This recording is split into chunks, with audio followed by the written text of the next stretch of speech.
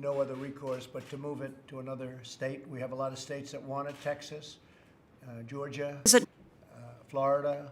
We have many, many states that want it, but we've given them everything we can. North Carolina, special place, but I think we're going to probably end up giving you an announcement pretty soon. We are doing well in so many ways. You see what's going on with NASDAQ. We just broke another record yesterday.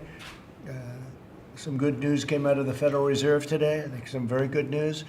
We're really doing a financial comeback. The jobs numbers were fantastic. Now we'll have some other job numbers come up over the next few weeks, and we'll see how that goes, but I think it's really good, and we're on our way to a very big comeback. I'd like to ask some of the folks that I'm with today to say a few words.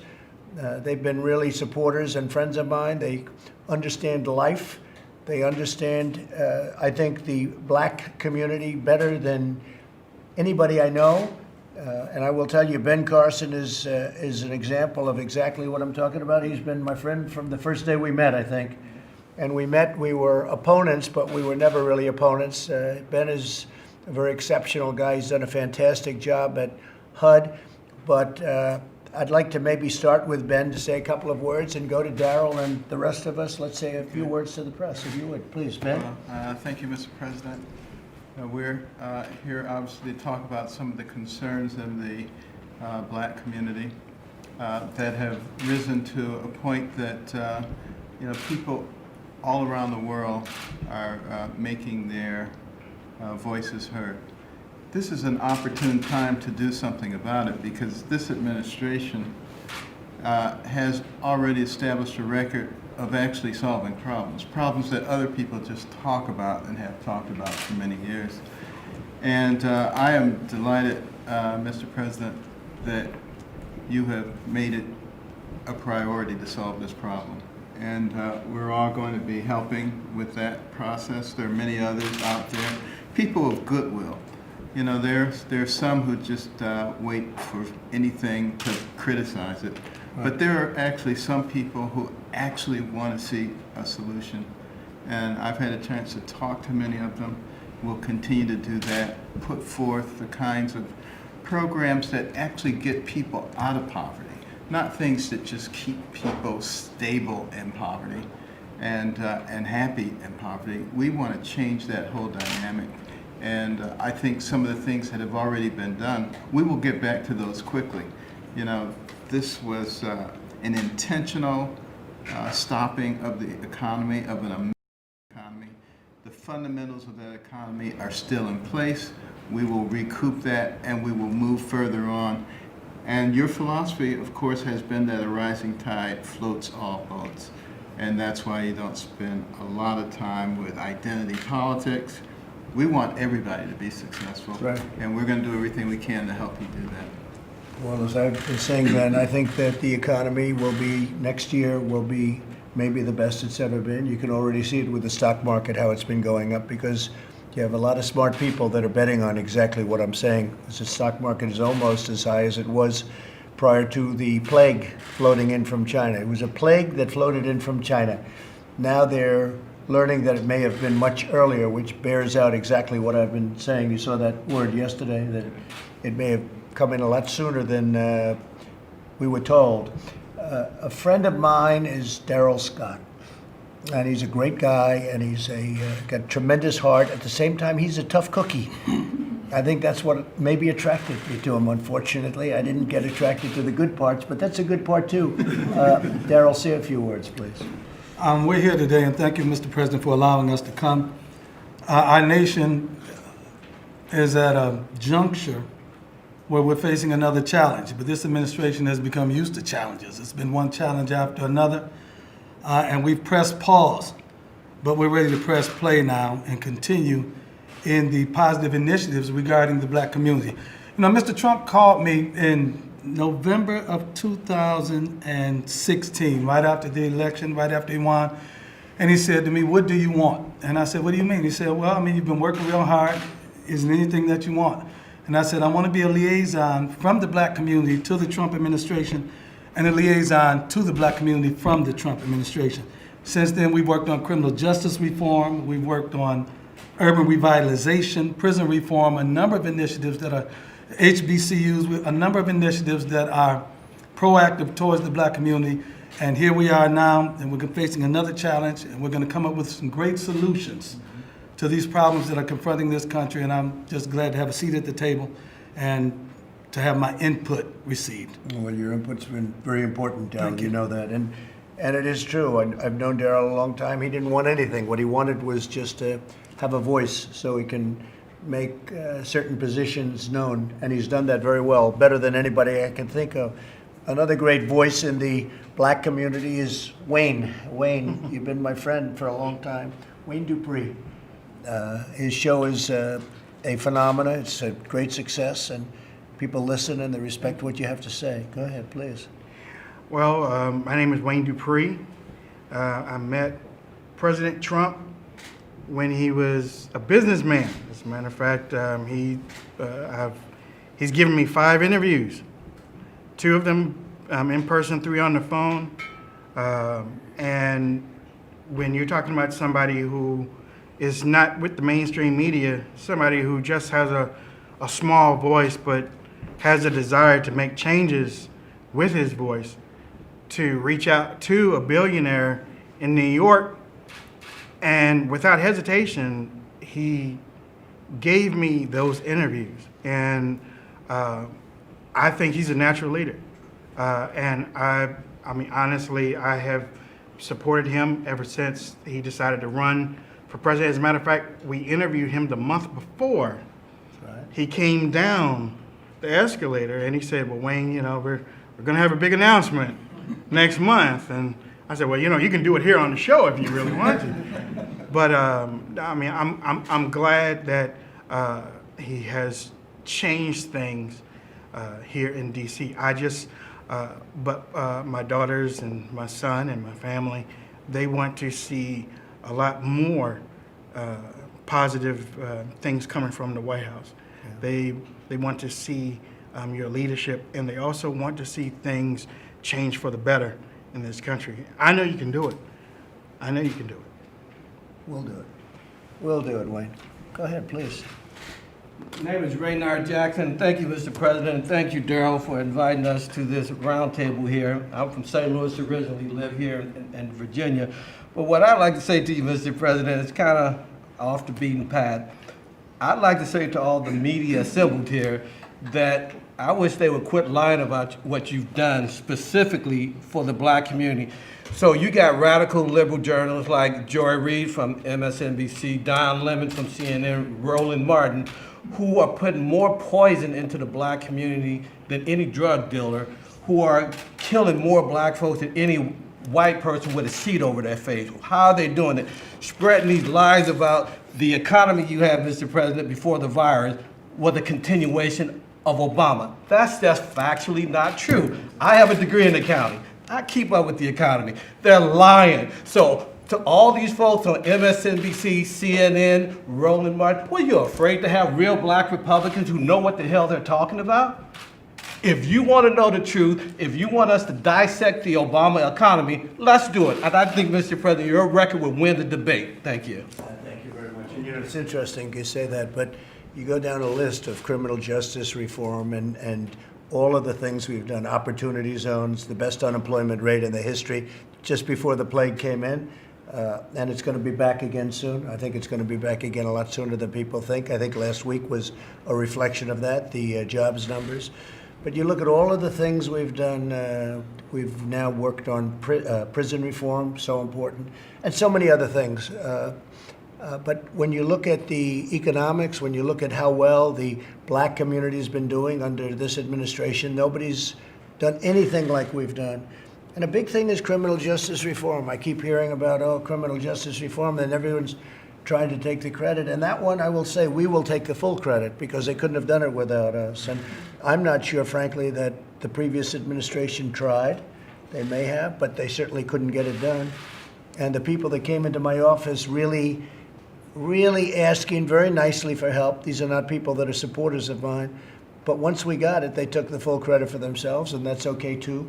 But we got done criminal justice reform and all of the other things. I think that one of the one of the elements that people aren't talking about are the opportunity zones that we did with a great senator, your friend from South Carolina, right? We did it with Tim, and it was his idea, and it was a big idea, it was a bold idea, and it's worked much better than in our wildest dreams. We couldn't have thought that that was going to happen. So we did many, many things, and we're going to continue to do many things. One of the elements that I talk about is, and I was telling this to Darrell before, that 42, 44 people would come to see me every year. The heads of the historically black colleges and universities, and they would come up here, and I got to actually know them. And the first year they came, I thought it was a normal meeting. They were asking for a lot of money, which they were having a hard time getting from previous administrations, and we got it for them. The next year they came back. I said, well, what are you guys back for? He said, well, we want the money again. I said, aren't we working long-term deals? No, we got the money. And then the third time, I said, I see you come. So they made you for years, many years, for decades. They had to come back, keep coming back, keep coming back. Not like a lot of others where they get it. And they kept coming back and asking for money. And I said, what's this all about? Why do you have to come every year? Why don't we make a longer-term deal? And we made, I think, a 10-year deal. And they're all funded up and they're all set. And that's historically black colleges and universities, and they play a tremendous function. I got to be friendly with some of them. I won't tell you what some of them said, how bad it was about the past administration and past administrations. But they were treated very, very badly, and I treated them very good. So they don't have to come back. I said, the only bad thing is I won't see you people anymore, maybe for a long time. And they were okay with that. You know, now they can focus on what they really do, which is education. So we've done a lot for the black community, and we've done a lot for all communities, and it's a great honor to have you folks with us, and thank you very much. Did you have anything to say, by the way, fellas? Yes, Sonnie? right down here. Go ahead. Please, go ahead. Sonnie Johnson? So, my name is Sonnie Johnson. I'm a host of Sonnie's Corner. I am probably the most Trumpish out of everybody in this room, so you're gonna have to forgive me. The black community is not doing okay. Like, I understand the perspective and the desire to put out this talking point, but it's not, okay? And I can do it in a simplistic way of just saying, what are the first things you did when you first came into the presidency? The very first things you did was like remove regulation and taxation at high levels. Think about the black community that has been under Democratic rule, progressive rule for 60 years. How many rules, how many regulations, how many different forms of taxation are on the books in those areas that are preventing our communities from actually being able to see sustainable growth that we can keep and get ourselves out of this tread of generational poverty. We are not okay when it comes to things like education, because we are not able to get quality choice into our communities because we don't have any position or power on our school boards to be able to fight for those things, and not just to get charters in, but to also bring some kind of reformation to the public school system as it stands too. So yes, as well as criminal justice reform and a lot of other things, as well as health and things we could put down the list. All of these things have been under Democratic control for 60 years. And they are not going to change until we have a Republican Party that is willing to go into these communities and actually offer a choice to these people about how we can do things differently. Because the way it is structured now, the only choice that we get is left or either further left. And we're not getting the opportunity to actually vote on what we look at as conservatism equally applied. Sure. The very basic economic principles that we on the right say are significant in our success and seeing the success in our country, those are not being offered at the local level in black communities. So basically, we're asking to grow out of concrete, because we don't have the fertile soil in these areas to make everything flourish and bloom the way my generation would like to see it. So I think the numbers and statistics about my generation are not going to be out for 20 years. You're not going to see that we have started to change the dynamic within families. We have started to change the dynamic within marriage. We have started to change a lot of the negative dynamics that are still brought up in statistics today involving us. Our generation is working on making sure those things change. And nobody looks at us and sees the power we have to be effective in making change this generation and not just waiting for the next layer of statistics to come out.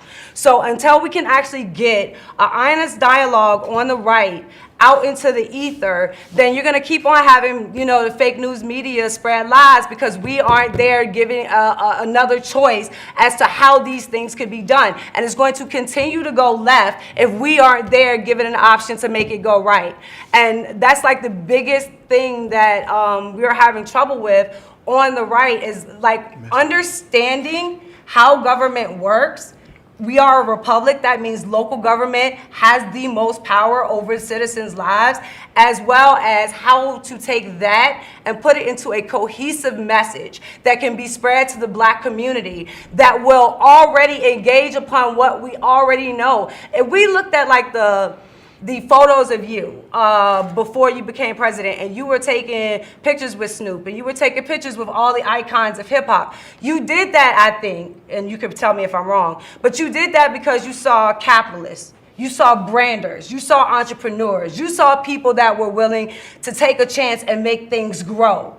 That is us. That is the Black community. And I would like to see a challenge from you to see how many in the Black community can put their names on the side of a building coming out of this. If we're really going to reshape and reform the way that we do this, issue that challenge, because that's what we need more now than ever. And we need it to be focused and centric on the Black community, not into letting people come in and gentrify areas that are traditionally ours. And you don't need closed police departments. Do you agree with me? No, we need the police. But if you take a term like, if you take and look at what happened in Ferguson, because Ferguson is like where Black Lives Matter really came out. I ain't gonna say it was born because, you know, people will fight about that.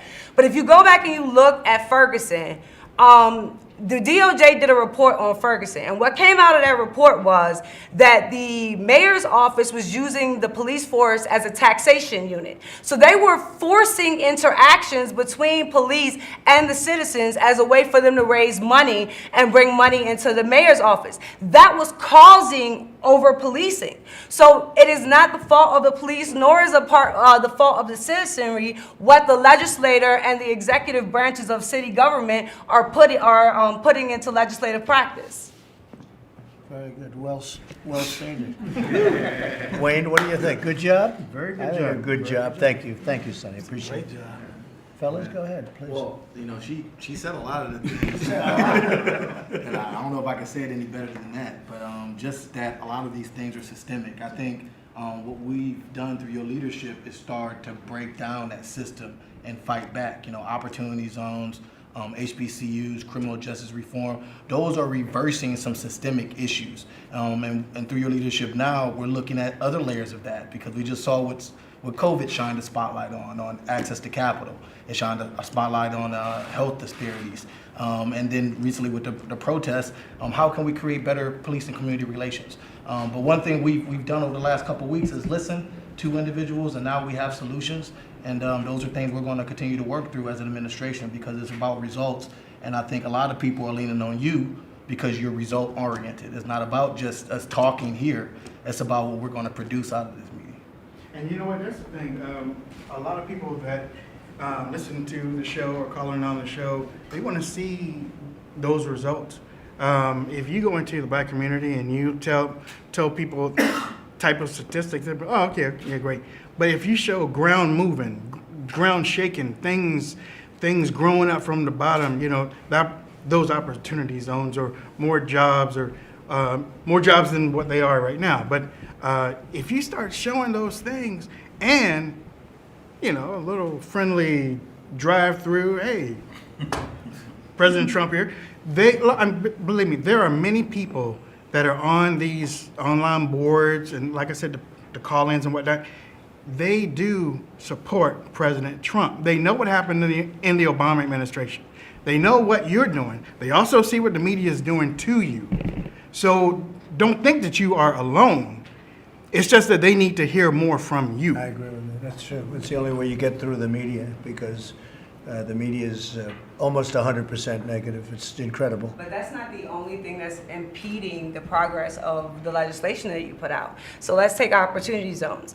If the opportunity zones pass from a federal level, they then go down to the state and then are allocated on local level. So for us as Black people to actually access the opportunity zones, I have to go talk to Democrats.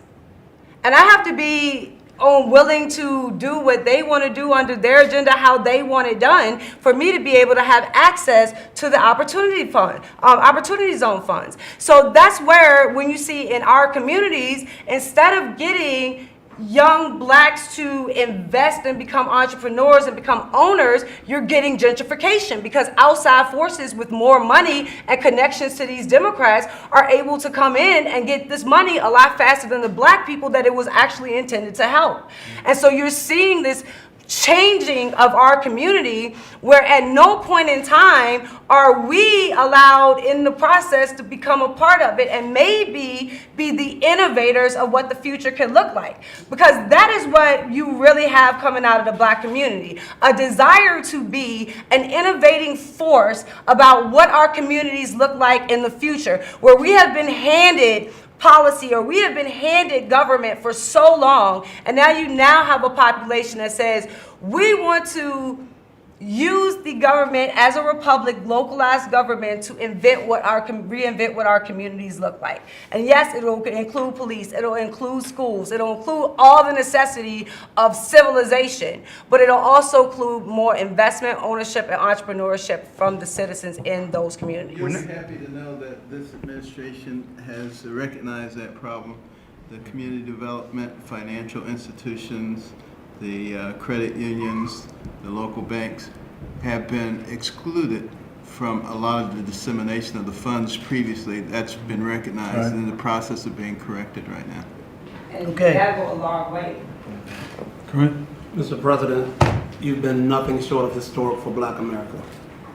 I don't say that because I have to, because I can say whatever I want to say as a free citizen here in the U.S. You've been nothing short of historical. Criminal justice reform was historical. We were getting locked up at unprecedented rates.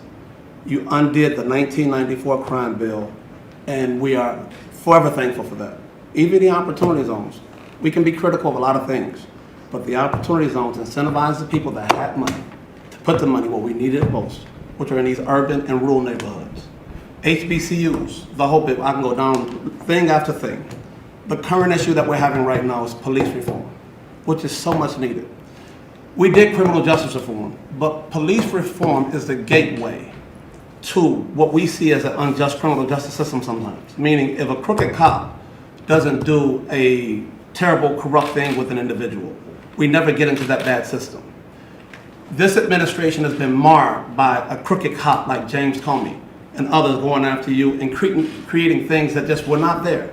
The impeachment, it's not real. But they can do that. And our community has been affected by that in a way that it's hard to explain. I tell people this all the time. This whole situation with this policing, it's not new to Black people. We've been used to it. As a kid, I got harassed by the police all the time, and I think I was a good kid. But it's a part of our community. And so we do need some things to happen on the police reform side, which will connect with the great things you've already done historically with criminal justice reform. And we know that you're the president to get it done. We know that we need some banking reform so that we can get more access to capital. We do also understand that we need some holistic approaches to create this ecosystem. Voting rights. Blacks have to go to get voting rights every 25 years or so now. These are things that are historic, and we believe that you are the president to get these things done for the black community. You've done some great things for us already, and we're relying on you, and we appreciate everything you've done, Mr. President. You've been amazing. Thank you very much. You're welcome. Yeah. Well said. Your friend, right? Yeah. He's a good man, too. For a long time, we've known him. Okay, thank you all very much. Thank you, We'll see you tomorrow. Thank you, President. We'll see you tomorrow in Dallas. Thank you, President. Mr. President, thank you, Press. Let's go. Press, we're leaving. Thank you all. Thank you very much, guys. John, we're leaving now. Thank you, John, we're leaving. Thank you, guys. Very much. Thank you. Thank you, Press. Thank you. I wanted to ask you about tomorrow. We're going High School of Dallas tomorrow. I think it's going to be a great trip, meeting some very good friends, and we'll come back tomorrow night. We're going on Saturday, as you know, to West Point. We're giving the commencement address, which will be very exciting. The cadets wanted that very much, so we're going to have them a little bit separated, a little social distancing, but we have the full class at West Point, and it was postponed because of the problem. It was supposed to be a month ago. We're going to do it, and that'll be on Saturday, so that'll be very exciting, and I think a lot of you are going to be with us, and we're going to pay honor really to those incredible students and cadets, and they're going to be the future military leaders of our country. Thank you.